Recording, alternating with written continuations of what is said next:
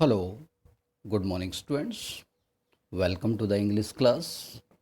Today we will discuss the lesson The Red Trap. This is the fourth lesson of the Flamingo about the author Salma Lagerlof. Time period 1858 to 1940. Was a Swedish writer. Swedish जो Sweden के रहने वाले होते हैं उनको Swedish बोलते हैं. whose stories have been translated into many languages. Salma लेगरलॉफ जो स्टोरीज हैव बीन ट्रांसलेटेड उनको ट्रांसलेट किया गया है, अनुवाद किया गया है इन मैनी लैंग्वेज, कई भाषाओं में. A universal theme runs through all of them. Selma Lagerlof की जो स्टोरीज हैं उनमें एक यूनिवर्सल थीम का मतलब एक ही थीम, एक ही विषय वस्तु होती थी उनकी कहानियों की. A belief that essential goodness in a human being can be awakened through understanding and love. क्या थीम होती थी उनकी कहानियों की? A belief that essential goodness, कि जो आवश्यक अच्छाई होती है इन ए ह्यूमन बीइंग, मनुष्य के अंदर जो अच्छाई होती है, कैन बी अवेकन्ड, उसको जगाया जा सकता है, उसको जागृत किया जा सकता है थ्रू अंडरस्टैंडिंग एंड लव, प्यार से और समझदारी से. यानी कि हर एक मनुष्य के अंदर एक असेंशियल गुडनेस होती है. कोई भी आदमी बुरे नहीं होते, जन्म से बुरे नहीं होते. हालात जो हैं, सिचुएशन जो हैं, सर्कमस्टांसिस हैं, वो उनको बुरे बना देते हैं. और हर एक आदमी के अंदर जन्म से एक अच्छाई होती है, लेकिन वो अच्छाई कुछ समय के लिए छुप जाती है. और उसको अगर उस व्यक्ति को प्यार से और समझदारी से टैकल किया जाए तो उसकी अच्छाई को उजागर किया जा सकता है. ये उसकी जो करेक्टरिस्टिक्स होती है उसको हम सरफेस पे ला सकते हैं. This story is set amidst the mines of Sweden.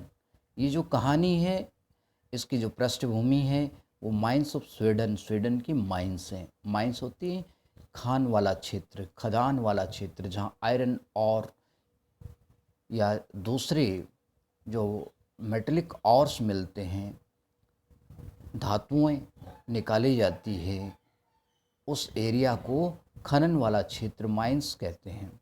तो इस लेसन की, इस स्टोरी की जो पृष्ठभूमि है वो स्वीडन के माइंस वाला एरिया है, रिच इन आयरन ओर. और इस माइन एरिया के अंदर जो आयरन ओर है, लोहाइशक है, वो प्रचुर मात्रा में है. Which figure large in the history and legends of that country.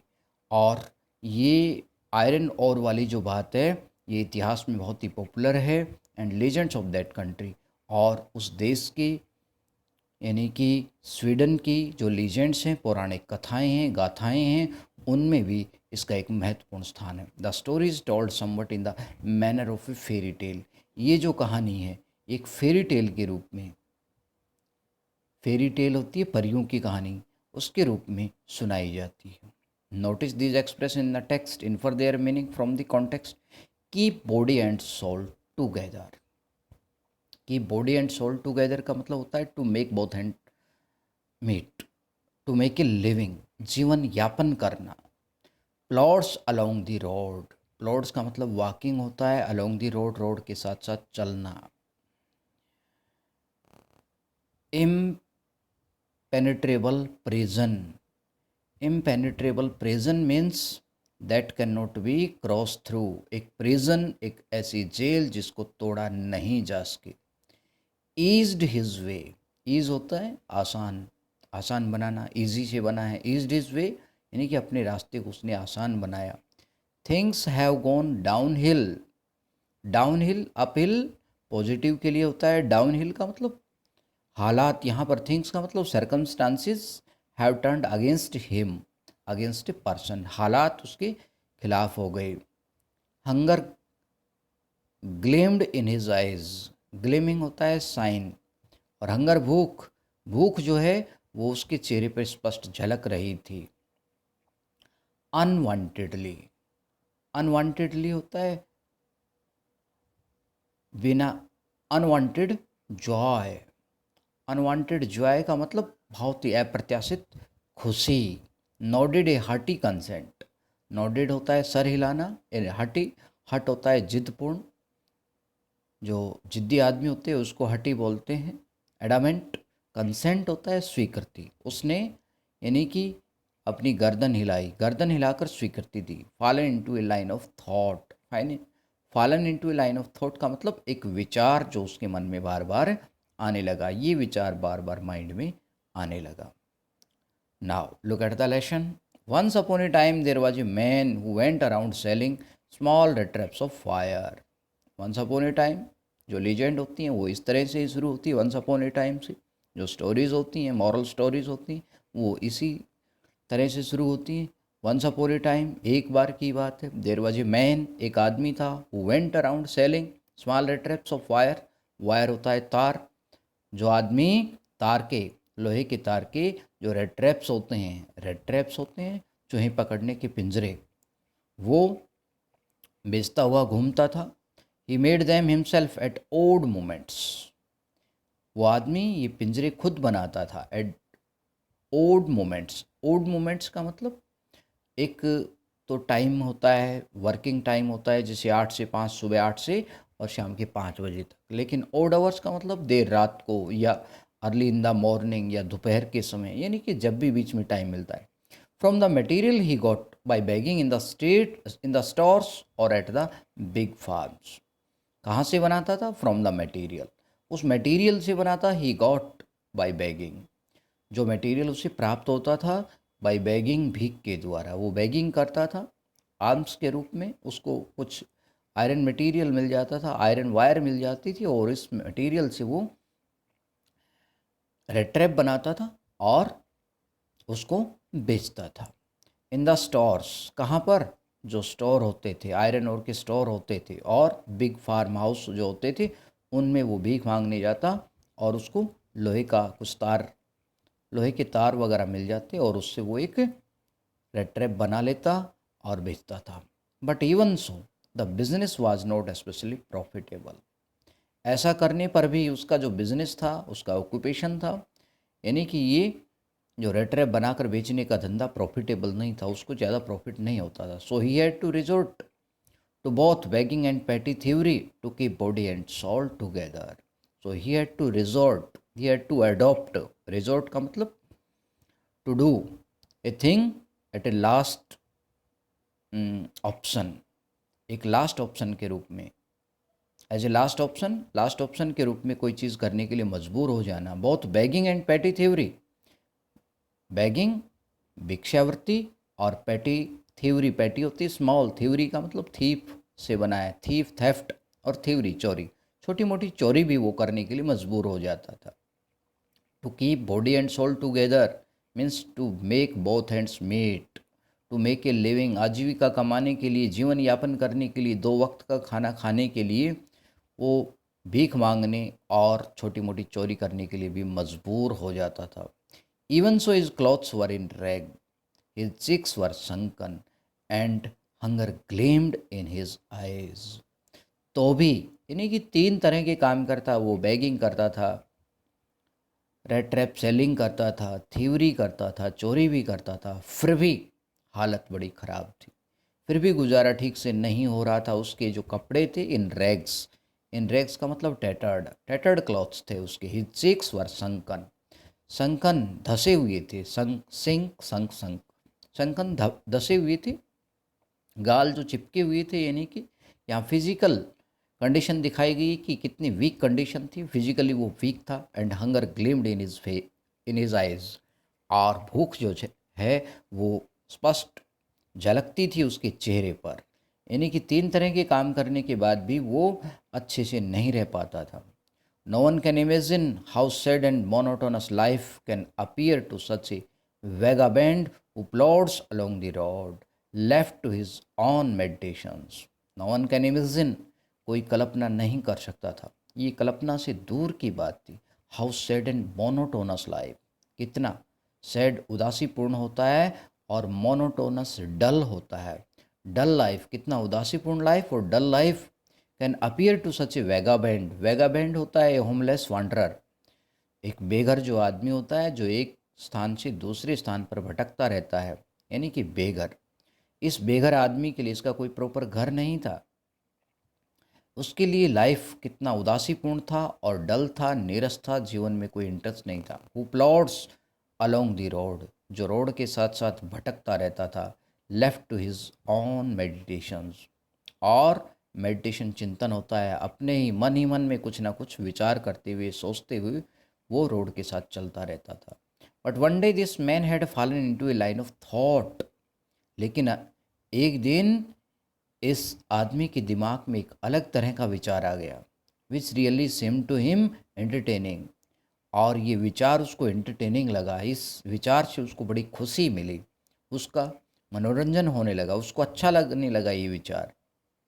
He had naturally been thinking of his rat traps when suddenly he was struck by the idea that the whole world is about him.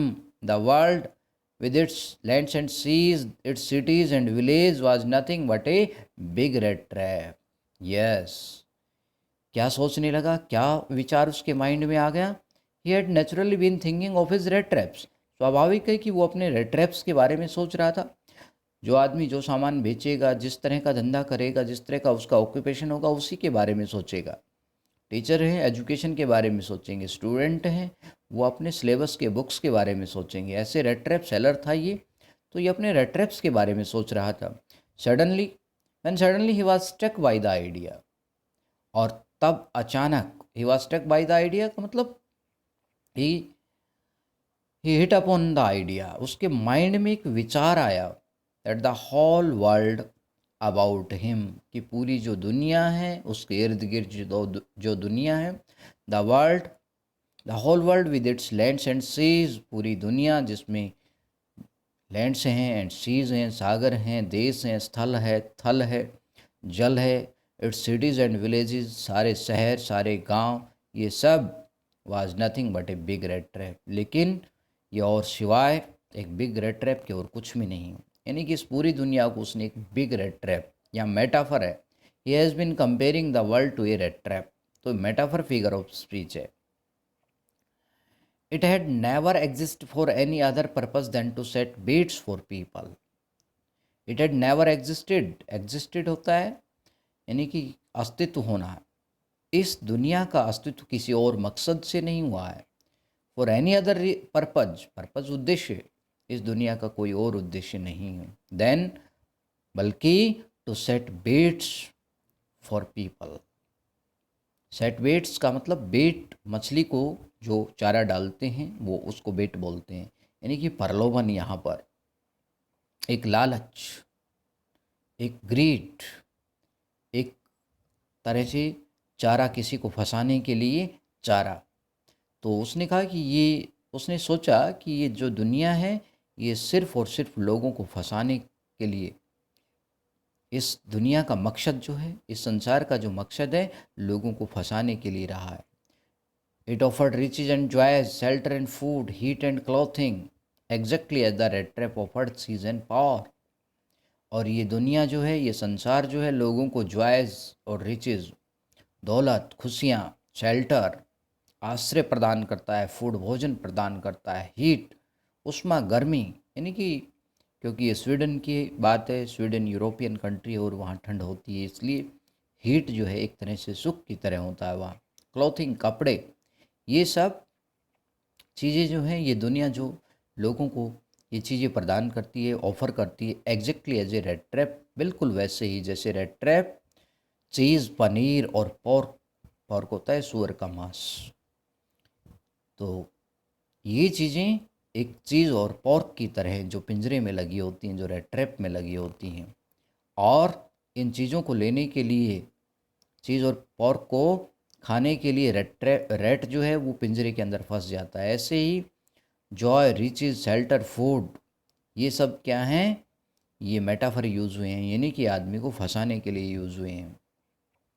इनसे आदमी इस जीवन में फंस जाता है। And as soon as any one let himself be tempted to touch the bait, और जैसे ही आदमी लालच में फंस जाता है, टेम्पटेड टू, ललचा जाता है, टू टच द बेट, इस बेट को, इस फूड को, इस जॉय को, ये जो प्रलोभन है, इसको टच करने की कोशिश करता है, इसको प्राप्त करने की कोशिश करता है।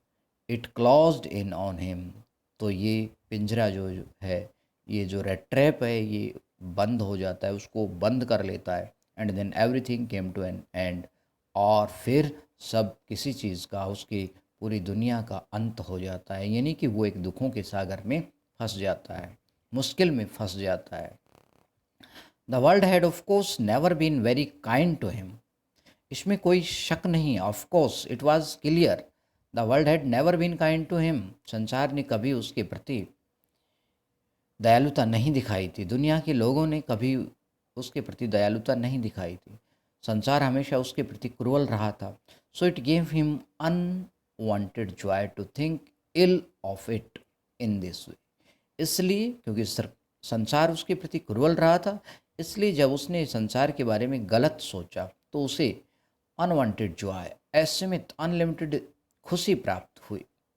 सो it gave him unwanted joy, इसलिए उसने असीमित अनलिमिटेड खुशी प्रदान की to think ill of it, जब उसने इसके बारे में, इट दुनिया के लिए है, इल सोचा, बुरा सोचा, इन दिस वे, इस तरीके से जब संसार के बारे में बुरा सोचने लगा, संसार की कंपैरिजन रेड ट्रैप से करने लगा कि संसार भी रेड ट्रैप है, तो उसे खुशी मिली। It became a cherished pastime of his during many dreary प्लॉडिंग्स।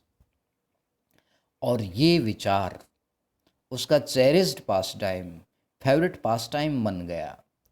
Cherished का मतलब टू एंजॉय समथिंग, तो ये एंजॉय करने का पास टाइम, इससे हमेशा उसको एंजॉय होता था। संजोए रखना होता है चेरिश, माइंड में संजोए रखना किस चीज़ को, तो ये नहीं कि एंजॉयबल पास टाइम हो गया, जब भी इसके बारे में सोचता उसे खुशी मिलती और टाइम पास हो जाता।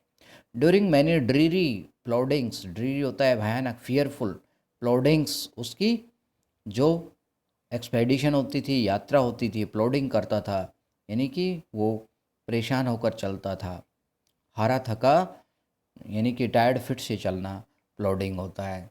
तो थकान भरी जो उसकी यात्रा होती थी, उसमें ये बात सोचकर उसको आनंद मिलता था।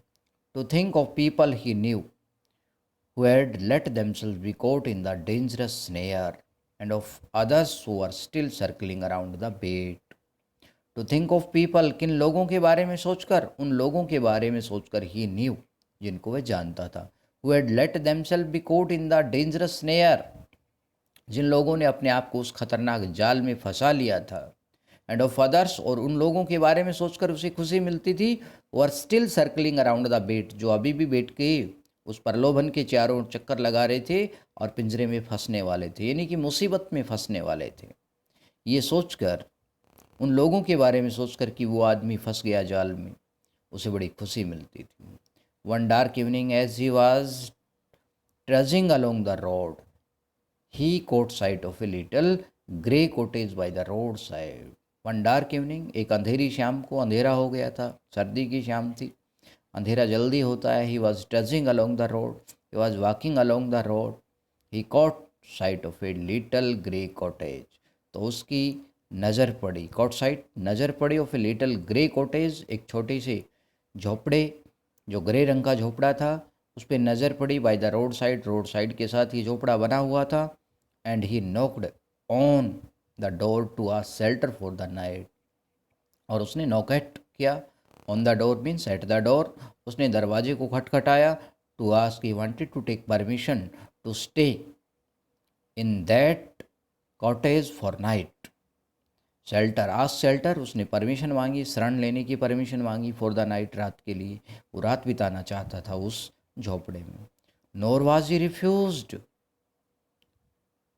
nor was he refused. Instead of the shore faces which ordinarily met him, the owner was an old man without wife or child, was happy to get someone to talk to in his loneliness. Nor was he refused, उसको मना नहीं किया गया। Otherwise ऐसे आदमी को कोई अपने घर में परमिशन नहीं देता रुकने की, लेकिन उस दिन क्या हुआ, उसको रिफ्यूज़ नहीं किया गया। Instead of the sour faces which ordinarily met him, sour faces, sour faces का मतलब क्रूर फेसेस, क्रूअल फेसेस, जब भी वो ऐसे किसी घर के सामने जाता था, परमिशन मांगता था रुकने के लिए, तो लोगों के शोर फेसेस यानी कि क्रूर चेहरे, एक सैड, गुस्से भरे चेहरे उसको देखने को मिलते थे, लेकिन उस दिन ऐसा नहीं हुआ। The owner who was an old man, उस कॉटेज का जो मालिक था वो एक ओल्ड मैन था, बूढ़ा आदमी था, विदाउट वाइफ और चाइल्ड, उसके ना वाइफ थी ना बच्चा था, वाज हैप्पी, वो बड़ा खुश हुआ ऐसे आदमी को देखकर, to get someone to talk to, किसी आदमी को जिससे वो बात कर सके, ऐसे आदमी को पाकर बड़ा खुश हुआ, इन हिज लॉनलीनेस, अपने अकेलेपन में, यानी कि वो आदमी भी अकेला महसूस कर रहा था। इसलिए जब ये पेडलर, रेड ट्रैप पेडलर उसके पास परमिशन के लिए गया, रात को रुकने के लिए उसने जब परमिशन मांगा तो उसे बड़ी खुशी हुई। Immediately he put the porridge pot on the fire, तुरंत उसने, पोरेज दलिया होता है, पोरेज पॉट दलिए का बर्तन जो है, फायर आग पे रख दिया। गेव हिम सपर, और उसको खाना दिया। सपर जो है वो डिनर को बोलते हैं, रात्रि भोजन उसको दिया। Then he card off such a big slice from his tobacco roll, और फिर उसने, कार्ड होता है cut off, such a big slice, slice piece from his tobacco roll, जो टोबैको रोल था, तम्बाकू का रोल था, रोल बना हुआ था, उसमें से थोड़ा सा तम्बाकू तोड़ा और उसको दिया पीने के लिए, तम्बाकू पीने के लिए दिया। That it was enough both for the strangers pipe and his on, और इतना तम्बाकू तोड़ा कि स्ट्रेंजर के पाइप के लिए और अपने पाइप के लिए, यानी कि जो कॉटेज में जो मालिक था उसने रेड ट्रैप पेडलर को भी तम्बाकू पीने के लिए दिया, उसके पाइप के लिए। Finally he got out an old pack of cards and played mjolis with his guest until bedtime, और फिर अंत में उसने एक पुराना पैक ऑफ कार्ड्स था, उसकी एक गड्डी निकाली, एंड प्लेड मजलिस, मजलिस नाम का ये जो गेम है, ये अपने गेस्ट के साथ, अपने मेहमान के साथ, रेड ट्रैप पेडलर के साथ खेलता रहा अंटिल बेड टाइम, जब तक सोने का समय नहीं हुआ। यानी कि पेडलर का वेलकम किया गया, तो पेडलर जो था वो भी बड़ा हैरान था कि इस तरह का ट्रीटमेंट, इस तरह का व्यवहार उसके साथ कभी नहीं किया जा रहा। तो किस वजह से था? क्योंकि ये ओनर ऑफ द कॉटेज जो था वो लोनलीनेस फील कर रहा था। The old man was just as generous with his confidence as his porridge and tobacco, ये जो बूढ़ा आदमी था, ये जो कॉटेज का मालिक था, ये बिल्कुल उतना ही उदार था अपने कॉन्फिडेंस से भी। कॉन्फिडेंस का मतलब विश्वास, यानी कि जैसे उसने पोरेज और टोबैको, उसको टोबैको पीने के लिए दिया, पोरेज खाने के लिए दिया, इतना ही उसने विश्वास भी दिखाया उस पर। The guest was informed at once that in his days of prosperity his host had been a crofter at Ramsjo iron work and had worked on the land.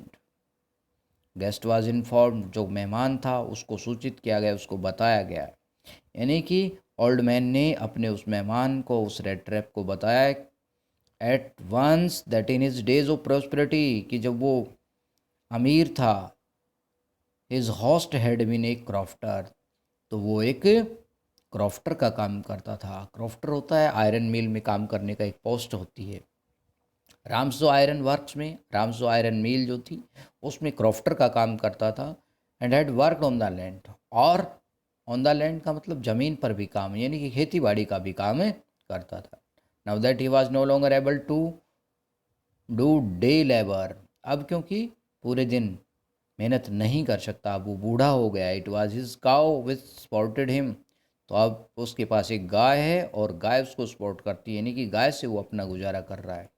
Yes, that bossy was extra ordinary, boss से बना है। हाँ, उसका boss, उसका जो बॉसपन दिखा रहा था वो, यानी कि उसका जो मालिक था इस समय, रेड ट्रैप पेडलर का जो मालिक था, ओल्ड मैन, जो एक क्रॉफ्टर रहा था, ये वास्तव में एक्स्ट्रा ऑर्डिनरी, उसने ऐसा बॉस, यानी कि एक्स्ट्रा ऑर्डिनरी का मतलब, कहने का मतलब उसने अच्छा खाना दिया, विश्वास भी किया, सारी बातें बताने लगा, तो कहने का मतलब उसने अच्छा वेलकम किया उसको।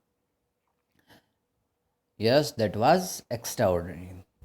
She could give milk for the creamy every day, जो गाय है वो क्रीमरी के लिए, जो क्रीम फैक्ट्री है उसके लिए रोज़ाना दूध देती है। कहने का मतलब वो गाय के उस दूध को क्रीम वाली फैक्ट्री में ले जाता है। And last month he had received all of 30 kronor in payment, और पिछले महीने जब गाय का दूध बेचने से उसको 30 क्रोनर, क्रोनर ये स्वीडन की जो मुद्रा है, उसको क्रोनर बोलते हैं। 30 क्रोनर उसे प्राप्त हुए। एक तरह से 30 रुपये कह सकते हैं। अपनी इंडिया की जो करेंसी है उसको रुपी बोलते हैं, और स्वीडिश जो करेंसी है, स्वीडन देश की जो करेंसी है, उसको क्रोनर बोलते हैं। तो 30 क्रोनर उसको पेमेंट मिली गाय का दूध बेचने से।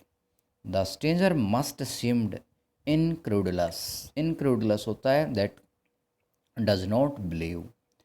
अब जो अजनबी था वो थोड़ा सा ऐसा लग रहा था कि उसने उसकी बात पे विश्वास नहीं किया। For the old man got up, क्योंकि जो क्रॉफ्टर था, ओल्ड मैन था, जो कॉटेज का मालिक था, वो खड़ा हुआ। वेंट टू द विंडो, खिड़की के पास गया। टुक डाउन ए लेदर पाउच, एक लेदर चमड़े का छोटा सा बैग था, वो उसने खींचा। विच हंग ऑन ए नेल, जो एक कील पे टका हुआ था। In the very window frame, उसी विंडो फ्रेम में एक कील से चमड़े का छोटा सा पाउच बैग लटका हुआ था, वो उसने खींचा। And picked out 3 wrinkled 10 kronor bills. Bills का मतलब यहाँ पर नोट, और उसने से पिक्ड आउट, उसमें से निकाल कर दिखाए।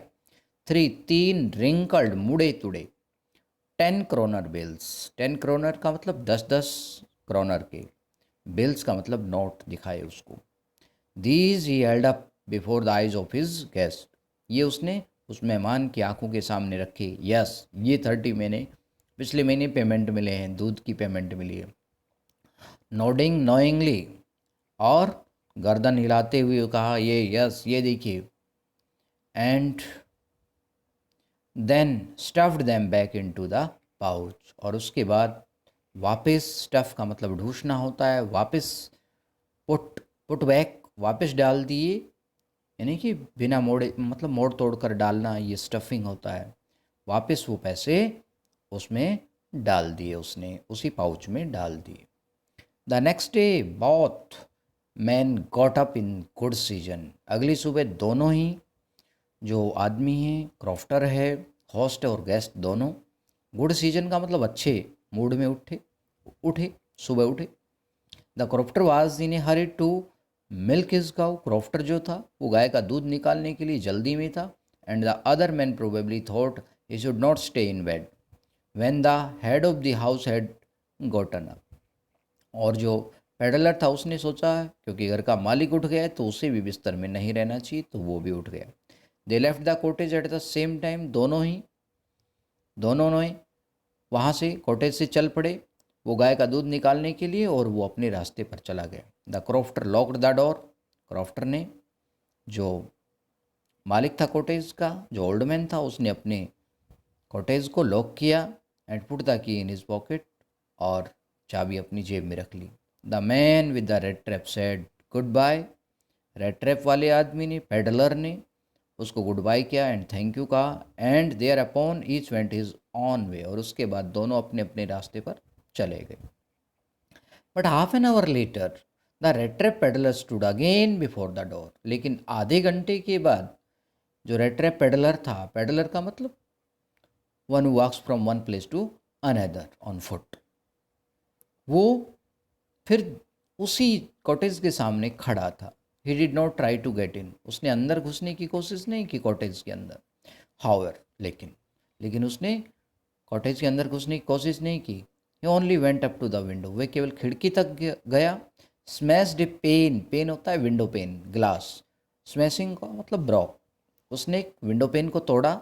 Stuck in his hand, stuck in, put in his hand, अपना हाथ अंदर डाला। And got hold of the pouch with the 30 kronor, और 30 क्रोनर के साथ उस पाउच को खींच लिया। ही टुक द मनी, पैसे निकाले। And thrust it into his own pocket. और थ्रस्ट का मतलब वही स्टफ्ड, पैसे जो हैं वो अपनी जेब में डाले। ही टुक द मनी, उसने पैसे लिए। Thrust it into his own pocket. Then he hung the leather pouch very carefully back in its place and went away. और उसके बाद उसने उस लेदर पाउच को, जो खाली रह गया था, उसमें से जो 30 क्रोनर थे वो निकाल लिए थे, वापस वहीं पर लटका दिया। Okay students, tomorrow we will discuss the rest of the lesson. थोड़ा बड़ा लेसन है तो इसलिए आई थिंक इतना ही काफ़ी है आज के लिए। बाकी का लेसन कल करते हैं, शायद इसके 3 पार्ट होंगे। ओके, अगर आपको कोई प्रॉब्लम आती है, किस तरह की नहीं समझ में आता, तो आप मेरे को कॉल कर सकते हैं या मेरे पर्सनल नंबर पे व्हाट्सएप कर सकते हैं। ओके।